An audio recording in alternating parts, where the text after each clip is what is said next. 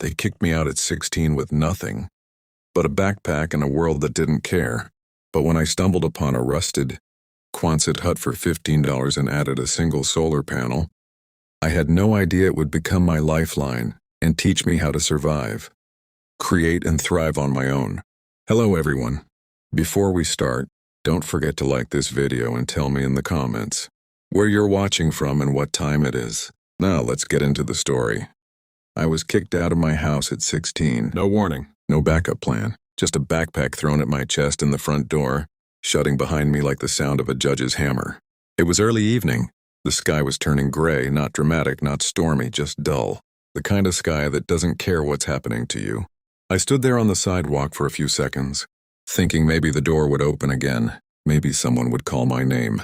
Nobody did. Inside that house were all the things I had known my entire life. My bed, my desk, the cracked mirror in the hallway, the smell of food that wasn't mine anymore. And suddenly I wasn't part of any of it. I had $63 in my pocket. That was it. $63 and some loose change. I didn't cry. I think shock cancels tears. My brain felt numb, like it had turned off to protect itself. I started walking. I didn't know where I was going. I just knew standing there would make me feel smaller. Every step away from that house felt like stepping into fog. I passed neighbors who didn't look at me twice. Cars drove by. Life was moving normally. My world wasn't. By nightfall, the temperature dropped. I ended up near the edge of town, close to an industrial area where warehouses stood like giant metal boxes. It was quieter there. No families, no laughter from windows, just empty space. I sat behind a dumpster near an old storage building and pulled my hoodie tight. That was my first night alone. You don't realize how loud the world is until you're trying to sleep outside. Every small sound feels like danger. A cat knocking something over sounds like a person. Wind scraping metal sounds like footsteps. I didn't sleep much. The next morning, hunger hit hard. I had skipped dinner the night before. My stomach burned. $63 suddenly felt like both everything and nothing. I went to a gas station and bought the cheapest food I could find. 2 packs of instant noodles and a bottle of water. I counted my money 3 times before handing it over. $58 left. I sat outside behind the building and ate dry noodles straight from the packet. Because I had no way to heat them. They tasted like salt and cardboard, but they were something. By afternoon, fear started turning into something else. Desperation. I needed a place to stay. Not just for one night. I needed something that wasn't open sky. I tried calling 2 friends. One didn't answer. The other said his parents wouldn't allow it. His voice sounded awkward, like he wanted to help but didn't want the problem. I didn't blame him. By the second night, I understood something clearly. Nobody was coming to save me. That realization changes you fast. On the 3rd day, I walked further than I ever had before. Past the industrial zone, past the railway tracks, toward the outskirts where the land looked forgotten. Rusted fences, abandoned lots, old structures collapsing into weeds. That's when I saw it. At first, I thought it was just a large, half-buried pipe. A curved metal shell sitting alone in a patch of dry grass. The front was open. The metal was faded and streaked with rust. It looked like something left behind after a war. I walked closer. It was a Quonset hut. I didn't know the name back then. I just knew it was some kind of old metal shelter. The front opening didn't even have a proper door anymore, just bent hinges hanging loose. Inside it was empty except for dust, spider webs, and a broken wooden pallet. But it had a roof. It had walls. It had shade. For the first time since being kicked out, my mind shifted from panic to possibility. I looked around to see if anyone owned the land. There was no sign, no fence around it, just emptiness stretching in all directions. I stepped inside. The temperature was cooler. The curved metal amplified small sounds, but it felt contained, enclosed. It felt like something. That night I came back with my backpack and stayed inside. I dragged the wooden pallet to one side and laid my hoodie under my head. It wasn't comfortable, but it wasn't the sidewalk, and that small difference felt huge. Over the next few days, that metal shell became my entire world. I cleaned it with my hands, pushed dirt outside, knocked down webs. I found an old piece of plastic nearby and used it to partially block the front opening from wind. I started thinking differently. If this was going to be my shelter, I had to treat it like one. But hunger was still real. Money was shrinking. $50 became $45. then 38. I needed income. I started walking into town every morning asking for small jobs, cleaning yards, carrying boxes, anything. Most people said no. Some didn't even let me finish speaking. One older mechanic let me sweep his shop floor for $10. That was the first money I earned on my own. It felt different than allowance, different than birthday cash. It felt earned. That $10 wasn't just money. It was proof I could survive one more day. Each night I returned to the hut exhausted. My hands were dirty. My legs hurt. But slowly I began seeing the hut not as a symbol of failure, but as a base, a starting point. On the 5th night, rain came. Heavy rain. Water started leaking through small gaps where the metal met the ground. The floor turned muddy. Cold air rushed in through the open front. I sat there hugging my knees, realizing how fragile this setup was. If I wanted to survive long-term, this couldn't stay like this. That's when the idea began forming. Not just shelter. Improvement. If I could seal the bottom. If I could create a door. If I could somehow get light at night. I didn't know how yet, but for the first time since being thrown out, I wasn't just reacting. I was planning. And that shift from victim to builder was the moment everything slowly started changing.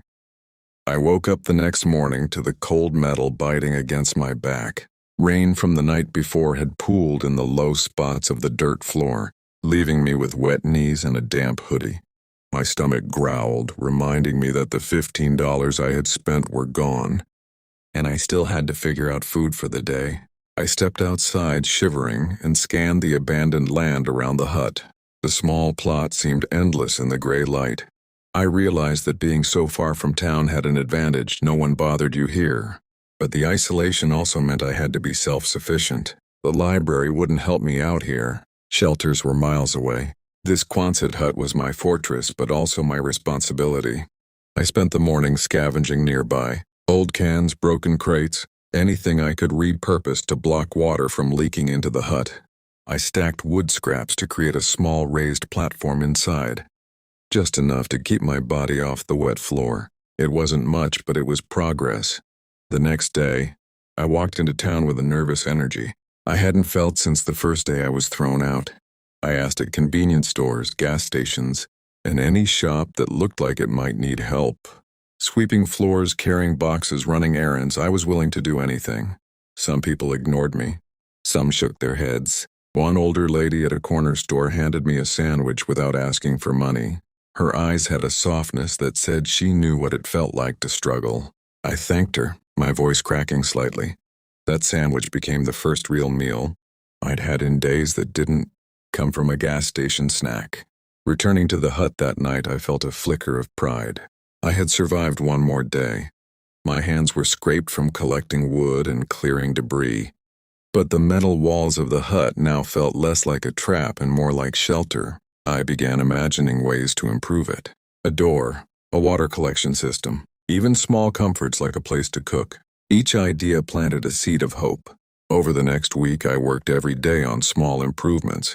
I patched holes in the walls with plastic sheets I found in the town dumpsters. I hammered old boards over the base of the hut to keep out the cold wind. Every small victory felt monumental.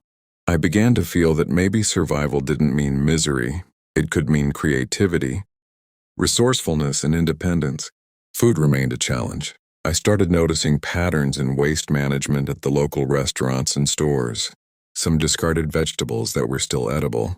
Others threw away bread that was slightly stale. I learned to approach these places quietly, asking permission where I could, scavenging when I had to. Hunger was constant, but I was learning how to manage it. I was learning how to stretch every calorie, every dollar. One afternoon, I found an old bicycle near a shed on the outskirts of town. It was rusty, tires flat, chain missing a link, but I could fix it.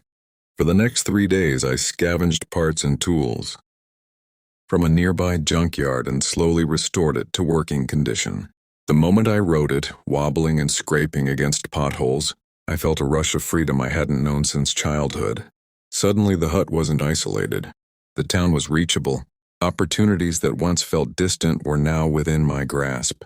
Winter was approaching. The nights were already getting longer and colder. I knew that metal alone would not protect me.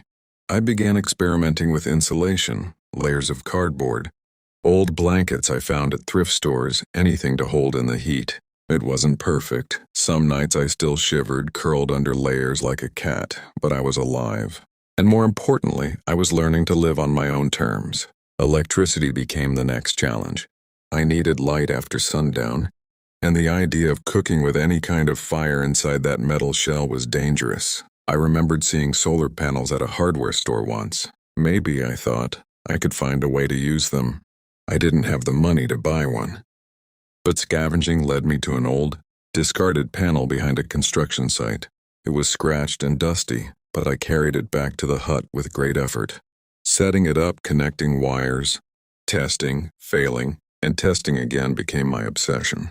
After a few nights of trial and error, I managed to power a small LED light. I sat under that dim glow, feeling victorious. I had light at night. It wasn't much, but it was mine. Every day became a cycle. Scavenge, improve, survive, think, repeat. My body grew stronger. My mind sharper. I was learning patterns, weather, town routines, human behavior, even the rhythms of survival itself. Each day taught me lessons I had never learned in school. I was learning independence, creativity, and resilience in the rawest sense. People began to notice me in town. A few neighbors recognized me wandering with supplies. Some gave me a nod of acknowledgement. One man offered me a temporary job fixing his shed, paying enough to buy food and some extra material for the hut. These small interactions built a bridge between the isolation of the hut and the world I'd been forced to leave behind. I started feeling part of something again, even if only in fragments. By the end of the second week, I had built a rudimentary cooking area inside the hut. A small metal container held water for boiling. Another was used to cook scavenged vegetables. I learned to ration. I learned to plan. I had routines now. Wake early, collect water, prepare meals, improve the hut, find work, return, sleep. Each routine reinforced the idea that I could survive. Not just survive, but begin to thrive in my own way. At night, I often stared at the ceiling of the Quonset hut. Small holes letting in moonlight. The structure groaned with the wind. I imagined it as a living thing, a silent witness to my struggle. And in those moments, I realized that this rusted shell of metal wasn't just shelter, it was a canvas. Life outside the home had a rhythm I had never known before. Each day was measured not by school bells or meals prepared for me, but by survival, finding food, maintaining my little Quonset hut, avoiding trouble, and keeping my body and mind intact. The first weeks had been chaotic. I was constantly exhausted. My body ached from carrying scavenged materials, sleeping on uneven ground and moving through the cold air. My hands bore scratches and bruises from lifting, hammering and stacking makeshift boards. Every night I fell asleep with the aches, only to wake shivering in the thin metal shell I now called home. But slowly a pattern emerged. I learned where to get food scraps that wouldn't get me in trouble. I learned which dumpsters were emptied regularly and which ones were left alone. I mapped the town in my head, noting safe corners, places to rest, and paths to avoid. My life became a series of careful calculations, almost like a game where losing meant real danger. One morning, while walking into town to deliver a small box for a local hardware store in exchange for a few dollars, I noticed a fright, but enough to cook and read at night, that work out in endurance and problem solving. I carried water, reinforced the hut's weak spots, patched holes in the metal walls, and experimented with insulation methods. I started using old tarps and plastic sheets to create a makeshift roof extension that prevented water from pooling near the entrance. I reinforced the door with a combination of wood and scrap metal, creating a latch system that allowed me to close it securely without any advanced tools. Each improvement increased my confidence, showing me that I could manipulate my environment to my advantage. Social interactions, once a source of anxiety, slowly became essential. Town residents who had noticed my presence sometimes offered help. The mechanic who first gave me work occasionally taught me skills: hammering, nailing, assembling boards in ways that improved structural stability. A local librarian became a quiet ally, allowing me to charge my phone, access tutorials, and even borrow a few books on basic engineering and survival skills. These small human connections reinforced that while isolation was necessary for shelter, society could still offer resources, knowledge, and occasional support if approached correctly. I also learned the importance of mental discipline. The monotony of daily survival could have been crushing. To prevent despair, I kept routines, set small goals, and every day, every action was measured with intention. The hut itself had transformed into a symbol. Each patch, panel, and modification was a testament to adaptability and ingenuity. I began to see it not as a temporary fix, but as a foundation for future stability. Survival had evolved into creation, and creation fostered hope. Winter loomed on the horizon once more, and I was ready. Lessons from the past months ensured that I could withstand the cold. Reinforced walls, improved insulation, a reliable water supply, and the solar-powered light system. The experience had given me confidence that I could face any challenge if I continued to adapt, innovate, and persevere. By the time I reached 16 and a half, the Quonset hut had become more than shelter. It was a testament to endurance, creativity, and sheer will. Every dent in the metal, every patched hole, every improvised fixture spoke of the months I had spent transforming nothing into something that could sustain life. Mornings began with routine precision. I would wake before sunrise, the soft light creeping through the small cracks in the curved walls. The first thing I did was check the water collection barrels outside. Rainwater was precious. Even a few liters could determine the day's flexibility. I rinsed the containers, checked for leaks, and planned the day around the available supply. Then came food, small portions of scavenged vegetables, bread, or occasionally eggs I had bartered for. Every meal was rationed carefully. Waste was unacceptable. The hut itself demanded maintenance. Metal walls expanded and contracted with the changing temperature, creating new gaps for wind to enter or rain to sneak through. Each problem was an opportunity to experiment. Old tarps, discarded foam panels, cardboard, and plastic sheets became insulation. Using nails, scrap wood, and even twisted wire, I reinforced weak points, constantly improving the structure. The solar panel had been upgraded to power 2 LEDs and a small fan, ensuring both light and ventilation. Nights, once filled with anxiety and cold, were now manageable. Despite these improvements, survival was never easy. Food scarcity was constant. On some days, I had to walk miles into town, negotiating, offering labor, or quietly collecting discarded yet edible items. The more I scavenged, the more I learned the town's patterns, the rhythms of delivery trucks, the timing of restaurant closures, the schedules of workers who sometimes overlooked my presence. Observation became a survival skill as essential as food or shelter. Rust, the dog, remained my silent companion. He had grown lean but strong, attuned to my routines and surroundings. He alerted me to approaching strangers, provided warmth on cold nights, and was a constant reminder that I wasn't entirely alone.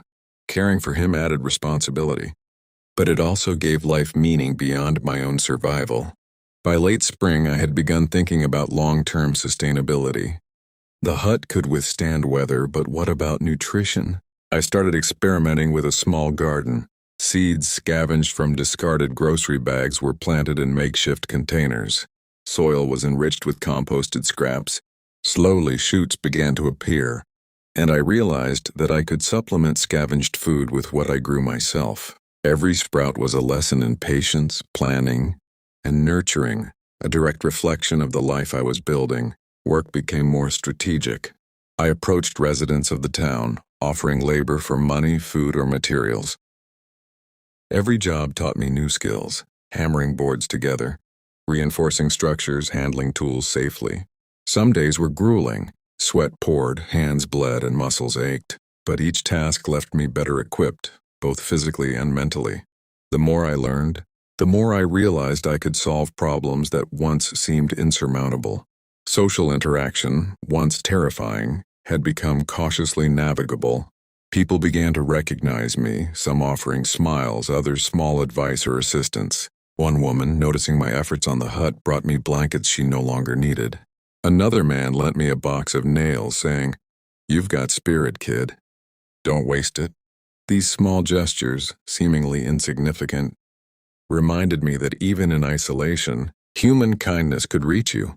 Winter returned, harsher than the last. I had to anticipate snow accumulation, freezing rain, and bitter winds. I reinforced the roof, added additional layers of insulation, and ensured the solar panel was secure and functional. Nights were long and frigid, but the hut had transformed from a vulnerable shell into a fortified sanctuary.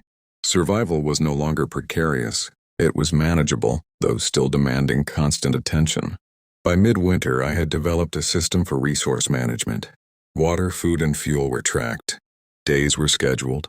Mornings for gathering or maintenance, afternoons for work or scavenging, evenings for preparation and planning. Each step was intentional. I was no longer reacting to the world. I was anticipating it, using knowledge and observation to guide every decision.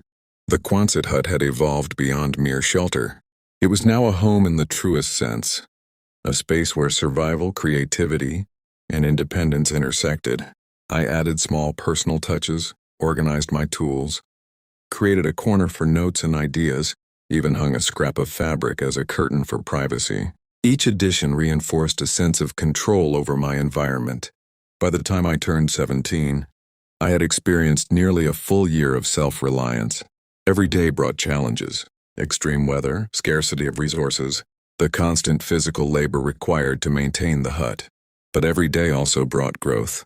I had learned skills I never would have in school: building, repairing, problem-solving, and improvisation. I had learned resilience, patience, and the value of small victories. Socially, I had carved a place for myself. My interactions were limited but meaningful. I had learned who could be trusted, who could provide support, and how to navigate the town's social ecosystem without putting myself at risk. The small network of allies, though fragile, became an essential part of survival. The hut's solar panel system had grown slightly more sophisticated. I salvaged extra wiring and small batteries, powering a second LED and a small fan. Cooking became safer with careful ventilation. Rainwater collection had been optimized, providing a reliable water supply. I even started planning rudimentary food storage for the future, anticipating the challenges of extended winter months. Rust remained by my side, and together we had settled into a routine. He had become more than a companion. He was part of the survival strategy. His instincts, attention, and presence allowed me to focus on improvements and planning, knowing I had a partner alert to danger. By summer of my 17th year, the Quonset hut had transformed completely. What was once a rusted, abandoned shell now bore all the signs of careful planning and labor. Small improvements, each painstakingly executed, had compounded into a secure, functional, and livable space. I could cook safely, stay warm, collect water, and even generate some electricity. I had transformed desperation into independence. Through it all, I realized the true lesson wasn't about the hut, the solar panels, or the scavenged food. It was about resilience and resourcefulness. I had been forced into a situation that would have broken many.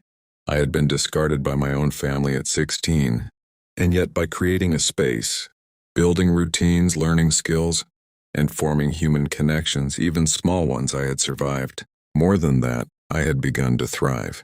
Survival had become empowerment. Isolation had become opportunity. Desperation had become ingenuity. And at 17, I was no longer just the kid thrown out of his home. I was someone who could adapt, innovate, and endure. Someone who could take the scraps of a forgotten Quonset hut and turn them into a home, a laboratory, and a foundation for the future. The next months became a test of endurance, ingenuity, and patience. Each day was a challenge, yet each day also revealed just how capable I had become. The Quonset hut, once a fragile metal shell, had grown into a small fortress of survival. Its interior was carefully organized: a sleeping area with layers of blankets and foam insulation, a cooking corner with salvaged containers, and a small workbench where I repaired tools or experimented with improvements. Everything had its place. Every item served a purpose. I expanded the solar panel system using discarded wiring and batteries I found in the town or acquired through minor labor. The 2 LED lights were enough to illuminate the entire interior after dark, and the small fan provided ventilation on hot summer nights. Cooking became safer and more reliable. I learned to use a small metal pot to boil water and heat food efficiently, reducing wasted energy and risk. Food remained a daily focus. My scavenging had become strategic. I observed schedules at grocery stores and bakeries, noting when staff discarded items, which dumpsters were less monitored, and how to approach the process politely when necessary. I combined scavenged food with what I could grow in small container gardens near the hut. Lettuce, radishes, and herbs became staples, supplementing my diet with nutrition I could control. Each sprout and leaf was a small victory, a tangible reminder of my efforts paying off. Work in town continued to provide opportunities. I learned carpentry basics from the mechanic, practiced basic plumbing and wiring from helping a neighbor, and became familiar with tools I had once only seen in stores. Each skill was applied directly to improving the hut. I reinforced walls, patched leaks, built better storage, and even crafted a rudimentary rainwater collection system with barrels and tubing. Every improvement made the hut more livable and increased my independence. Social interactions, though limited, were increasingly valuable. I began to recognize patterns in human behavior, learning who could be trusted and how to ask for help without compromising my autonomy. One shopkeeper, noticing my consistent effort to maintain hygiene and carry myself responsibly, offered small jobs and occasional food in exchange. Another neighbor, seeing the solar panel work I had done, gave me old tools and materials to aid in repairs. These interactions reinforced that survival did not require complete isolation. Strategic relationships could provide essential resources and support. Rust, my loyal dog, remained a constant presence. He became an integral part of my survival strategy. Alert to strangers, protective during potential threats, and providing emotional support. He was far more than a companion. Caring for him taught responsibility, empathy, and commitment. Ensuring his well-being mirrored the care I gave myself in the hut, forming a microcosm of the life I had built from nothing.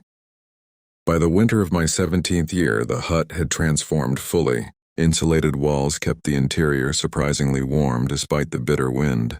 Rainwater collection was efficient, providing enough for drinking and cooking. Solar power illuminated the interior reliably, and cooking was safe and controlled.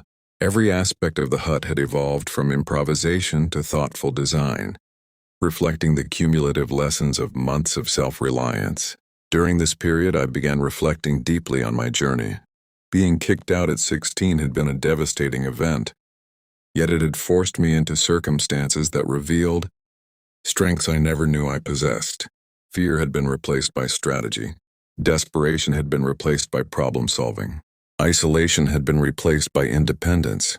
The challenges I faced had forged resilience, creativity, and resourcefulness, qualities that no school or conventional upbringing could have instilled. So rapidly or so thoroughly, I realized that the Quonset hut was more than a shelter. It was a laboratory for life. Every challenge, cold nights, scarce food, broken equipment, was a lesson. Every small victory, patching a leak, harvesting vegetables, successfully wiring a light, was proof of my